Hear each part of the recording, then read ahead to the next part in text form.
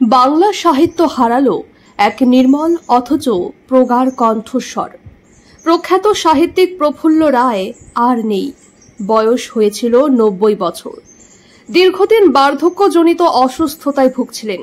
শেষ কয়েক মাস ধরে দক্ষিণ কলকাতার এক হাসপাতালে চলছিল চিকিৎসা।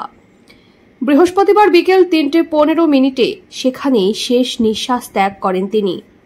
কেয়াপাতার নৌকা, মন্দ মেয়ের উপাখ্যান, নোনা জল মিঠে মাটি, তার সৃষ্টি আজও পাঠকের হৃদয়ে গাথা।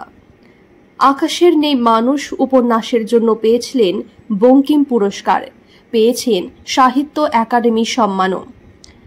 ঢাকায় জন্ম, দেশভাগের যন্ত্রণাকে কলমে রূপ দিয়ে গড়ে তুলেছিলেন অজস্র চরিত্র, শতাধিক উপন্যাস ও গল্প।